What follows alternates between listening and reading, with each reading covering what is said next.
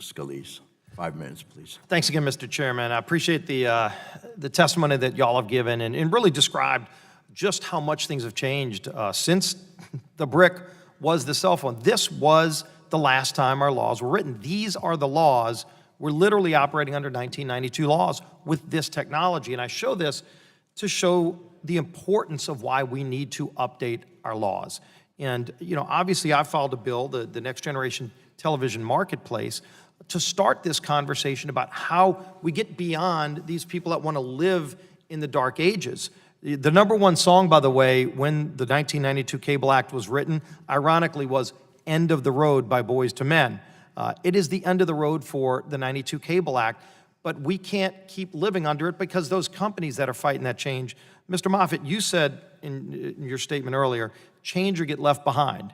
And really that's fitting because it seems like some of the people that think that they're protected by the '92 Cable Act, that want to hide behind the '92 Cable Act and fight to protect it, they're going to fight change while they're getting left behind because the change is happening.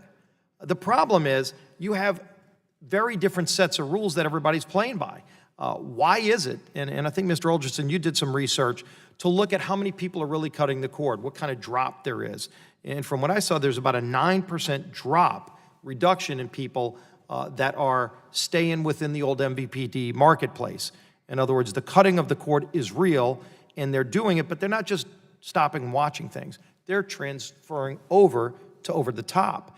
And I think in your studies, it was somewhere around 180% increase in the number of people going to over the top. And so there was a revenue study that was done by Convergence Research Group that showed a revenue change last year.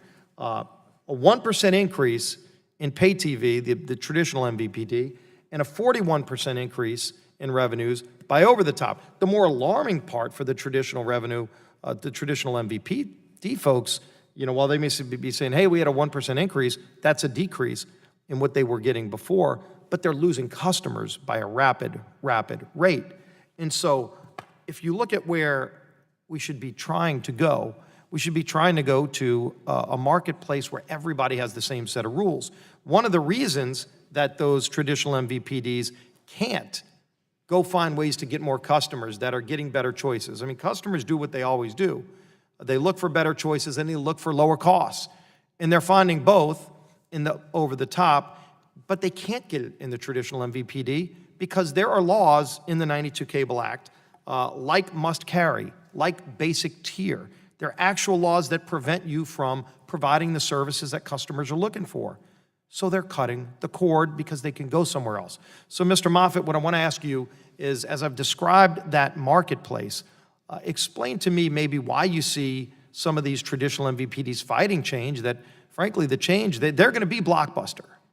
You know, Chairman Walden, I know he gave that example of Blockbuster. Blockbuster died for a reason, because they fought the change that was happening. It happened anyway. And so as people moved away, Blockbuster went away because they fought the change. If they maybe would have said, let's go be like Netflix, then maybe they could be like Netflix today instead of being the dinosaur. So if you want to maybe touch on that, Mr. Moffett. Well, thank you for the question. And I would say, in fact, part of the reason that the change has seemed, particularly to people in the tech community, has seemed a bit glacial for the traditionals, is precisely as you say. There are very real limitations on their degrees of freedom, right? As a traditional MVPD, a Comcast or a Charter or something, I might want to, for example, respond to the emergence of so-called skinny bundles among the OTT players by saying, well, I have to have skinnier bundles of my own with fewer networks. Well, your contracts don't allow that, so you probably can't. And maybe that worked when you were the monopoly. You know, again, in 1992, you didn't even have satellite. Stella didn't exist. You surely didn't have Roku and Hulu and all those other services. You had one place to go, and you were the only game in town. And so it was a great relationship with the networks. They were a monopoly, you were a monopoly, and everybody could only go to you. And that doesn't exist anymore. And the negotiating leverage, as you can imagine in those days, was quite different. One of the challenges for the traditional MVPDs in competing is, as they think about the retrans rules, for example, you have a very clear asymmetry in the negotiating leverage. The the media company, the local, I should say, the local broadcast affiliate, particularly in NFL markets where they have the rights to a local football game, is dealing with a product for which there is no substitute. By law, there is no one else allowed to sell that NFL game, for example, in that market. And they're negotiating with a player on the multi-channel video side, a cable operator or a satellite operator, for whom there are very obvious and identifiable substitutes. So that's quite different than the situation in 1992, and not surprisingly. And I apologize, I know I'm out of time, but just to say, to wrap it up, Mr. Chairman, let's get back to a free market where everybody's paid for their content. I mean, let's go to pure copyright. We're not talking about somebody giving away their product for free.